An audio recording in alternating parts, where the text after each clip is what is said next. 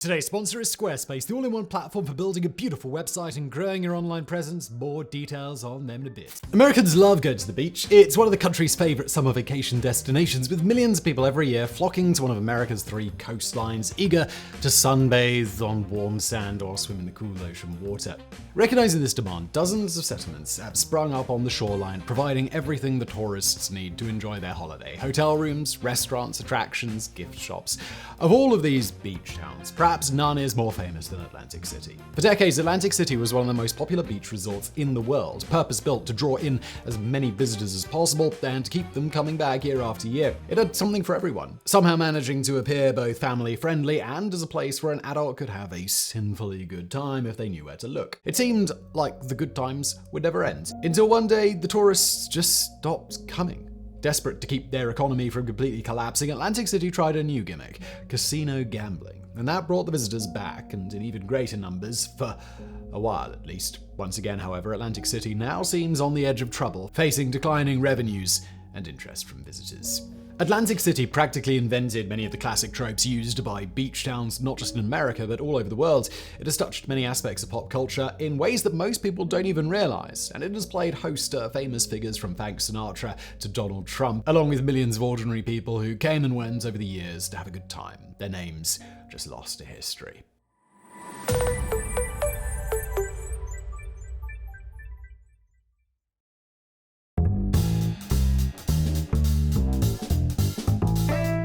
The success of Atlantic City is largely due to one of the most phenomenal feats of advertising in American history. In 1854, when Atlantic City was founded, there was no city, just a loosely connected arrangement of homes situated on Absecon Island, an 8-mile-long barrier island on the coast of southern New Jersey. Dr. Jonathan Pitney, who had lived in the area since 1819, had the idea that the island could be used as a health resort, believing that ocean air and salt water was good for treating a number of medical conditions. Pitney and his partners successfully pitched the idea of a railroad leading to the newly founded town to Philadelphia investors, which ran from Camden, New Jersey, just across the Delaware River from the city of brotherly love all the way to Atlantic City. A huge new hotel with 600 rooms, the largest in the US at the time, was built in anticipation of the new visitors. Things were slow at first due to high train fares and swarms of biting greenhead flies that torture both people and horses, but after the Civil War, when a newly opened second train line caused a drop in prices, business really began picking up in the summer months. When a third line from New York was added, Atlantic City exploded. In 1860, less than 700 people lived in Atlantic City. By 1900, that figure stood at almost 28,000 and continued to climb to a peak of 66,000 in 1930. And those were just full-time residents. That didn't include the throngs of visitors that flocked to the beaches during the summer season, lasting from Memorial Day, the last weekend in May, to Labor Day, the first weekend in September. Dr. Pitney's idea of a health resort never really panned out. The people who came to Atlantic City did so strictly for fun, just like today. Atlantic City came along at the perfect time. The railroads were making it possible to travel for pleasure, even if you were only possessed of modest means, and they were making travel a lot quicker, which brought about the concept of the day trip. The fact that Atlantic City was the first beach resort to be connected by rail to what were in the 1870s and 80s the 2 largest cities in the country made it a tourism goldmine the likes of which America had never seen before.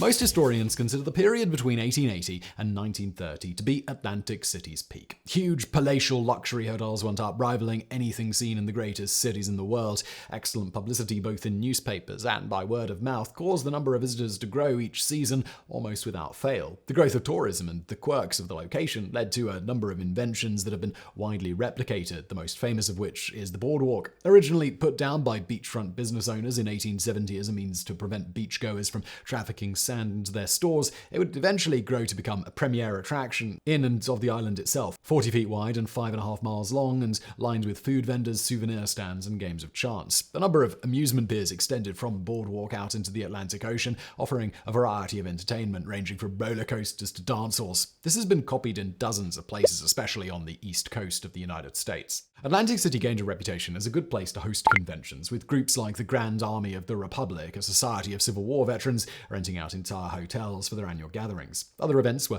hosted in the convention hall, today called Boardwalk Hall, which still contains the world's largest musical instrument, a pipe organ containing more than 33,000 pipes. Other events held in Atlantic City include the Easter Parade, where visitors would parade down the boardwalk on Easter Sunday in their new clothes, and New Jersey's first air show, Aero Week, in 1910. The Miss America pageant, still the most famous beauty contest in the world, was started in Atlantic City in 1921 as a way to extend the tourist season past Labor Day, while the Atlantic City Kennel Club for years held one of the country's most popular dog shows in April to try to extend the season in the other direction. By the 1920s, Atlantic City was one of the most famous resort destinations in the world, earning nicknames like the Queen of the Coast and the World's Playground. Visitors came from all over, including wealthy Europeans who considered a sojourn to Atlantic City a necessary part of any trip to the US. Why not? Atlantic City was the place to be during the summer, especially during the 1920s. Millions of visitors strolled the boardwalk, buying tons of saltwater taffy, an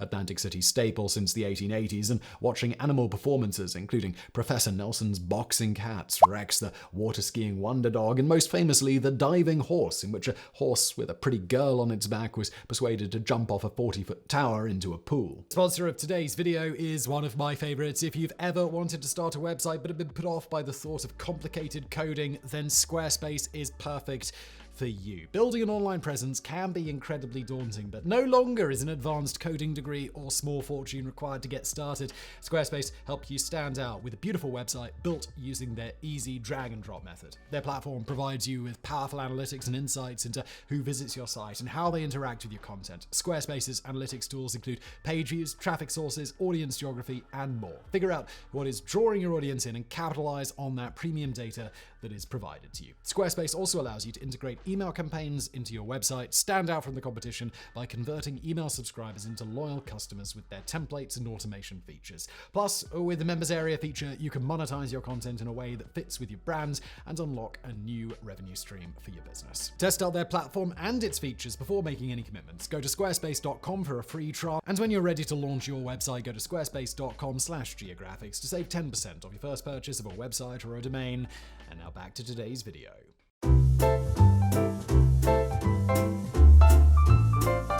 Of course, Atlantic City wasn't just a place for family-friendly fun in the sun. It was equally well known for its thriving nightlife, especially if you were in the market for something illicit. Prohibition may have shut down all the bars in 1920, but if you wanted alcohol, Atlantic City certainly had it. A variety of candy stores and pharmacies opened up in the wake of Prohibition that were fronts for illegal speakeasies, and many hotels didn't even pretend that they weren't violating the law. One owner got busted in 1929 for turning the 4th floor of his hotel into an opium den. Alcohol wasn't the only vice on offer either. Illegal gambling, ranging from betting on horse races to table games and slot machines, were everywhere in Atlantic City, and if you wanted to pay for the pleasures of the flesh, well, that was available on a section of South Chalfont Avenue, rather bluntly known as Prostitutes Alley. The man who ran it was named Enoch Nucky Johnson, a political boss, so effectively controlled the entire city. Prohibition and other vice laws essentially didn't exist in Atlantic City, as long as you gave Nucky his cut as protection money. If you didn't, it was highly likely that you'd end up on the wrong end of a police raid.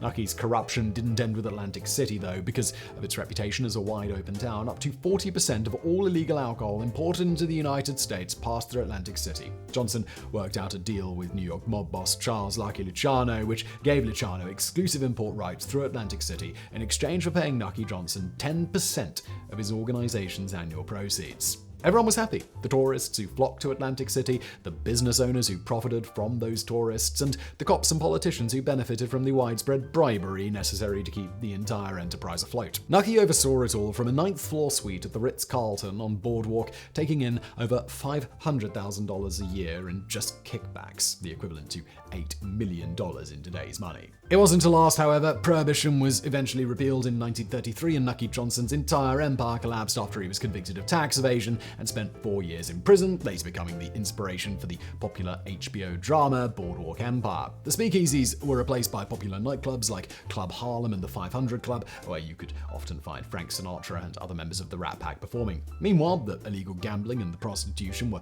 quietly cracked down on, though they never went away entirely.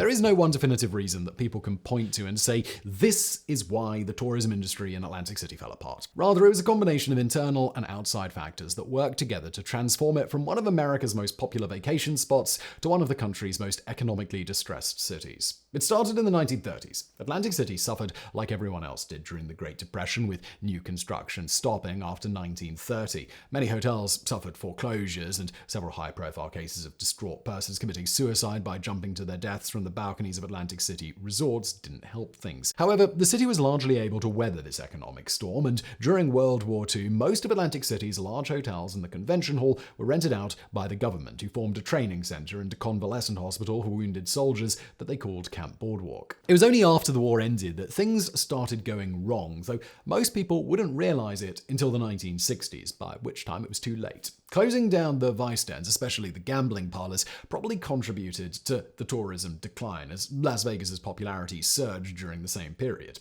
But the primary problem was air travel, which in the jet age was now considered safe, reliable, and affordable. It opened up more exotic vacation destinations to Americans in the Northeast who flocked to Florida, the Caribbean, Vegas, and California. Meanwhile, the train, which had been the key to Atlantic City's success, declined in favor of the car as the primary means of ground transportation, and until the opening of the Atlantic City Expressway in 1964, traffic trying to get to the city was a consistent problem that turned off many potential tourists. The bottom line was that, for whatever reason, the tourists stopped coming. And when the tourists stopped coming, the city started falling apart. No major hotels had been built since 1930, and because no tourists meant no investment, none would be built until 1980. Instead, one by one, the grand resorts that had once been the envy of the world started closing their doors, being converted to other uses, or just being demolished. Atlantic City was the poorest city in New Jersey, suffering from high rates of crime and unemployment, aging infrastructure and buildings, and persistently bad publicity that only made tourism numbers worse. The nadir in the city's fortunes came in 1964, when it hosted the Democratic National Convention. The events, which brought delegates and news media from all over the country, was supposed to help attract visitors there, but instead it only pointed out how far Atlantic City had fallen in front of a national audience. It seemed like nothing could pull the city out of the death spiral that it was in.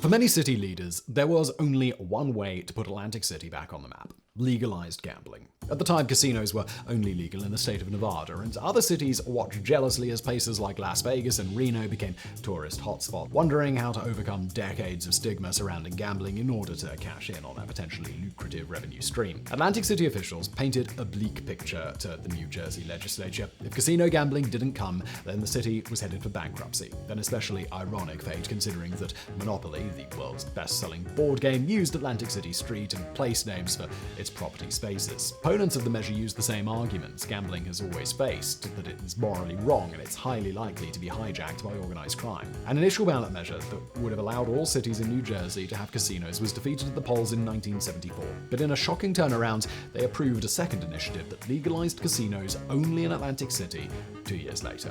Immediately, things started turning around. Conventional started being mobbed with bookings from groups that hadn't appeared in the city for years. Property values went up across the city as potential casino owners competed with each other to buy land to build new resorts. There was a great scramble to get the casinos up and running, and by the end of 1981, Atlantic City had 9 casinos, and they were all astonishingly successful. In 1982, those 9 were making more money than the 40 or more casinos in Vegas were, and the city was getting twice as many visitors. Once again, the key to success wasn't going after the wealthy high rollers, but the average person, encouraging them to spend a weekend instead of a week. And if they couldn't do that, well then, they could just do a day trip of it. A lot of money was made from organizing bus trips from Philadelphia and New York and places further afield to bring whole groups to the casinos to play for the day and then depart. In the 1980s, up to 40% of people who visited Atlantic City came by bus.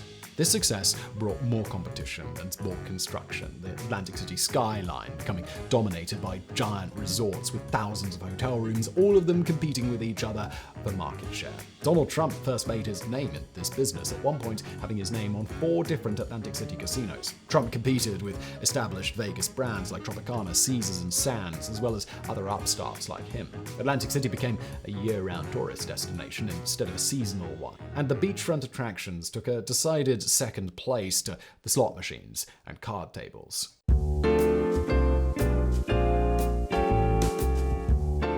The The money may have been rolling into Atlantic City, but it didn't come without problems. The New Jersey Division of Gambling Enforcement had put rigorous controls in place to prevent possible infiltration of organized crime into the casinos. But they were unable to prevent Atlantic City from ending up at the center of two high-profile political scandals in the early 1980s. The first was known as Abscam and involved a number of politicians accepting bribes from an Arab sheik in order to buy their influence at getting gaming licenses and land for casinos in Atlantic City. The problem was the Arab sheik and his assistants were actually undercover FBI agents, and all the transactions were caught on tape. 7 members of U.S. Congress, a state senator, the mayor of Camden, and 3 Philadelphia city councilmen were eventually convicted of corruption and forced from office. A fictional version of this operation features heavily in the film American Hustle. The second scandal involved the first popularly elected mayor in Atlantic City history, Michael Matthews, who was recalled halfway through his 4-year term after allegations were presented that he was in the pocket of the Philadelphia mob boss Nicky Scarfo. Matthews was convicted of extortion in 1985 and went to serve 5 years in prison. There was also discontent from Atlantic City residents. Despite the fact that billions of dollars were being made in the casinos,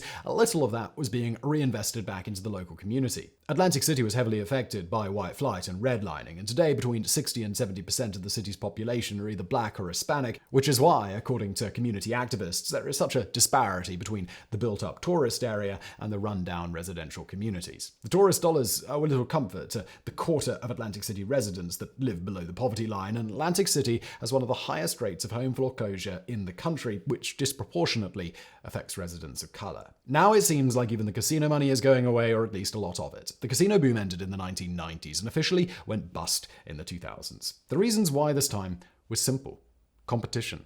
The monopoly Atlantic City had on East Coast gambling was never going to last, not once everyone else saw how much money there was to be made. The first to take advantage of it were American Indian reservations, which have opened up casinos on tribal land in 30 states. Then the states themselves got in on the act, and today there are off-reservation casinos in 22 states and 3 territories, in addition to the ones in Nevada and New Jersey. Atlantic City watched in horror as they started facing competition from rival casinos in Connecticut, New York, Pennsylvania, and Delaware, and because they had never diversified their entertainment sector beyond gambling tourism, visitor numbers started declining again, this time even more sharply than the pre-casino period. The 2008 recession and the ongoing COVID-19 pandemic have only made things worse. 4 different casinos closed in 2014 alone, and the ones that survived suffered a precipitous drop in revenue. $2.9 billion in 2013 compared to $5.2 billion in 2006. All of Trump's casinos are gone now, either closed or rebranded. The last one, the Taj Mahal, shut its doors a few weeks before he was elected president in 2016.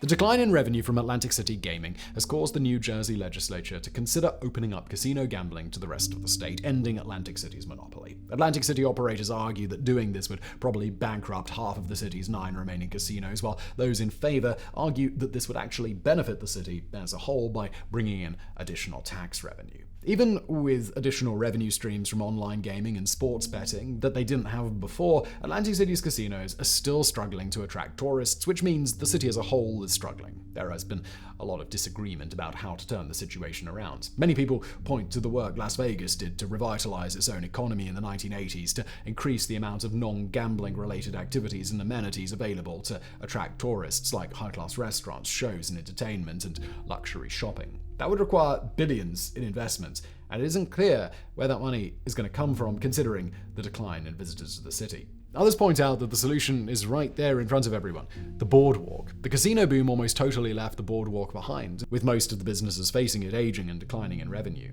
Many people who want to go down the shore, as the expression goes in the region, choose a beach town that isn't as expensive, like Cape May or Ocean City. So the beach scene in Atlantic City has dwindled down dramatically compared to its heyday. Revitalizing the boardwalk and going back to basics, they argue, would help augment the casino visitors.